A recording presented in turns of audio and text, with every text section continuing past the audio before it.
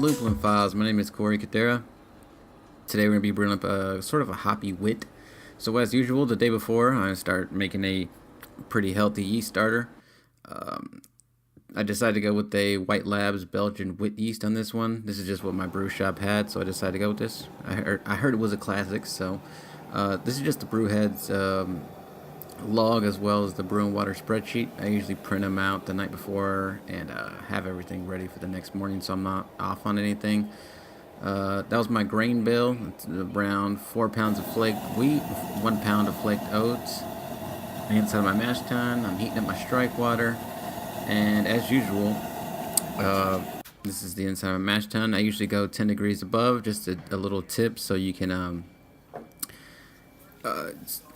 so when your mash tun is kind of cold during the times, it can actually heat up in the meantime. So I go 10 degrees above and then close it up, and then I'll let it sit for 5 minutes, and after 5 minutes it's usually around strike temperature, or I'll just wait rather than being under. I can just kind of go from there and decide whether I want to dough in or not. So strike water is reached. I'm gonna dough in now. This is a pound of flaked wheat. I actually have it just broken up just because that's what my brew shop had. So like I said, this is 4 pounds of flaked wheat, 1 pound and a quarter of flaked oats, and then 5.5 pounds of Belgian pale malt. So if you decide to do this recipe, if you don't have a mash bag, I would highly recommend having some rice hulls, because this grist is very, very gummy. It's more than it's around 50% of flaked grain. So if you don't have a mash bag, highly recommended use around half a pound to a pound of rice hulls, just so you don't get a stuck sparge or a stuck lauter when you go to lauter. So I'm just doughing in, making sure everything's nice and mixed in. This is gonna be my first wit beer I ever brewed. I drank a lot of Great White growing up, and kind of was like, I really want to brew that beer. You'll see later on, this is kind of traditional, but it's not. Everything's pretty much the same, but I changed the hops because this is Lupulin Files. So at 60 minutes, we have an ounce of Czech Saaz, and then at 1 minute, I threw in an ounce of Loral. Ever since I heard about Loral, I always thought it was the perfect hop for, Saison or Pilsner with like a cow ale strain or something like that. Not the typical Pilsner where you have to wait a month to drink and stuff. So I decided, let's use this Loral. I got it for a pretty good deal. I think I got like I got 2 ounces for I think like $2 on YakimaValleyHops.com. So I was like, I'm gonna get it. So got those, and I was like, I'm gonna brew this wit. So this is my first one. I actually took a lot from another video on YouTube who kind of took pride in his wit beer. So I decided to go with that, and we're gonna be mashing for 60 minutes at 151. And then this is going to be a 75-minute boil. I thought about going for the full 90, but decided just to go with the 75. There's no Pilsner malt in this. We're not trying to drive off any DMS or anything like that, so I figured that was a better route. So once my mash temperature is nice and stable, I'm just going to cover it up, and then normal stuff, and we'll let it sit for 60 minutes while I get everything else ready. So closing it up. Sometimes I cover it with a hoodie too, just keep it warm.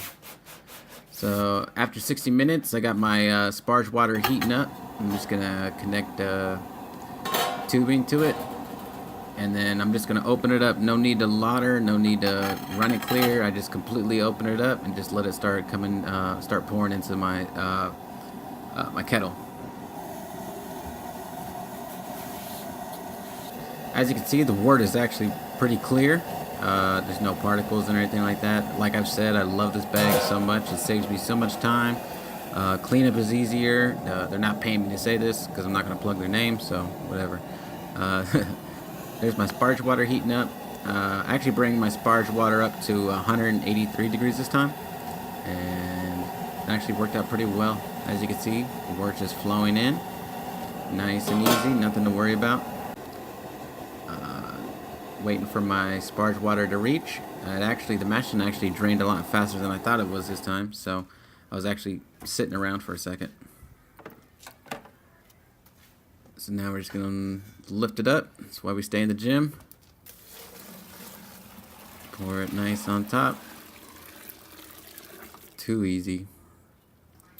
It was a good brew day too. It was kind of cold, but it was kind of sunny too. So I'm like wearing like a hoodie and shorts.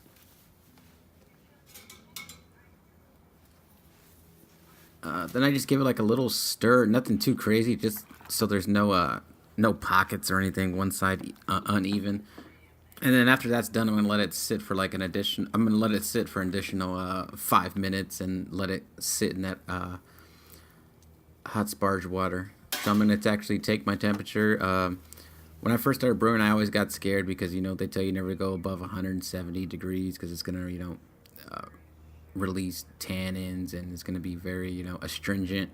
So I was worried about that, but then I read and the sparge water is going to hit the grain and then it's going to drop the bed down. You want the bed to be at below 100 or 170 and below. So when I checked this right here, it was like at 100. It was 170 on the dot. So I was like, all right, cool, too easy. So don't let the hot water discourage you. So now we're ready for our second runnings, and then we're just going to let it drain into the kettle. No need of lauter again. Just open it wide up after 5 minutes. Yeah, so I'm just letting it drain out here, nice and easy, a little steady pace. I'm not really trying to go as fast as possible with the sparge. I actually prefer it to go a little bit slower, but whatever happens, happens. I'm just moving it around. I still need around 7.5 because this is a 5.5 gallon batch. So I usually go in it at 7.5 gallons into the kettle. And once that's complete, I'm going to start bringing this up to a boil. As you can see, the water is completely clean or clear. There's no particles or anything like that due to the bag. It's awesome. Like I said, there's 2 ounces of Loral. I'm weighing them up as I'm bringing it up to a boil because I don't want to open up my hops and just have them open. And then 2 ounces of Czech sauce, and that's going to be at 60 minutes, and then the Loral at 1 minute. Alright, so as you can see, it's starting to break for the boil now. There's always a cool part. I always like to see this when it starts to clear up on the corners and then slowly takes over to a rolling boil. So now we're actually moving. This is actually this boil is actually kind of aggressive. You're gonna see me stir it up, and it's gonna get real fluffy. If this happens, stir fast and just slowly start to bring the heat down. Because I usually crank the heat to get it rolling, and then I'll just back off of it because it'll just be too much. And if you start stirring it too hard, it's gonna start shooting wort right back at you because it's gonna build like air bubbles. You can see it's jumping a little bit because it's just so aggressive. So my suggestion is just stir it pretty fast, and then after you're done stirring it fast, just turn the heat down. It's gonna take a lot less heat than when you're trying to heat it, get it rolling, than it is to just maintain the boil.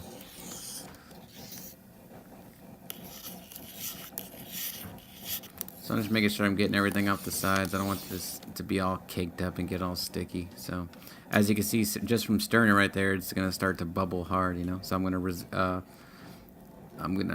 lower the flame a little bit.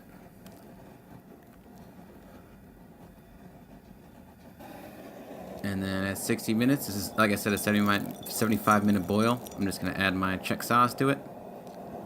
And even that boil right there is a little aggressive. I even turned it down a little bit so you can see it's a little bit lower. And this is at 15 minutes. At 15 minutes, I'm going to add my wort chiller, and I'm going to add 1 Whirlflock tablet. I know this beer is supposed to be hazy, but I also don't want random stuff to just go in my fermenter.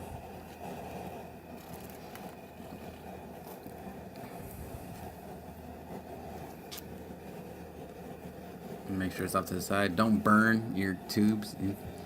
As you can see, 1 Whirlflock tablet. Boom. Too easy. Add and this is at 5 minutes. We're gonna add zero point 0.8 of coriander, zero point 0.8 of bitter orange peel. I also added 0.2 of sweet orange peel in this one. Usually people don't use it. I just decided to blend it in with this one just to see what it added to it. So yeah, this is different. I've never even cracked coriander before, but I did for this beer. I really enjoyed the way it smelled. Now I know exactly in beer where coriander is at, you know. I always knew the flavor, but never knew where it came from.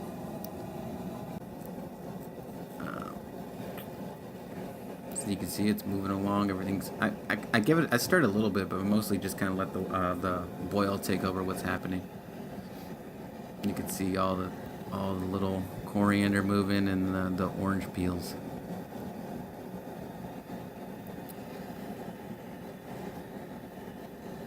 And then at 1 minute, I'm adding my 1 ounce of Loral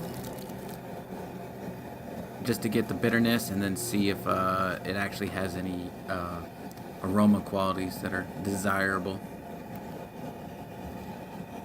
After that, I'm gonna instantly start chilling, which is nice. I usually do hop stands and 20 to 30 minutes added on to the brew day, but this one just completely turned it off and just instantly started cooling, which was nice. So in this next part, I'm going to show you a technique that I've read about just to cool the wort even faster and add oxygen into the wort. I don't have an oxygen stone or anything like that, so as you see, I want to start stirring this completely vigorously, almost building like a head on top of it. So this is not only cooling the wort, but it's adding oxygen to the beer as well, and you're going to need that when it goes into fermentation. So this is what I like to do: stir vigorously. As you can see, the bubbles right there. The beer is going to need the oxygen. The yeast is going to need the oxygen. So don't be afraid to really swirl it around. And then after that's done and it's nice and chilled, I think I got it around 70 degrees, my groundwater temperature. I just start draining it into my carboy. And then brew day is almost done. I'm letting it splash even more just to give it some more oxygen. I think you need I'm not sure what the percentage of oxygen parts per million, but I'm just kind of letting it flow too a little bit slowly, not draining it completely, because I still have my chiller on, and we're just letting it really hit against the bottom to create that oxygen, so I don't have to shake it up later on. Feel free to ask me any questions in the comments, and I'm almost certain I'll get back to you. But this is the way I do it. I batch barge. If you have any batch barge questions, I've probably looked them all the way up. If you have any water questions, I've looked them all up. If you have any yeast questions, I'm pretty sure I looked them all up. Fermentation questions, I'm pretty sure I looked them all up. I have a lot of free time at work, so I listen to a lot of seminars and classes and all that stuff. So I just surround myself with brewing literature, I guess. So yeah, I'm just letting this drain into the mash, or into the carboy, letting it go. So this is my only question when it came to the wit.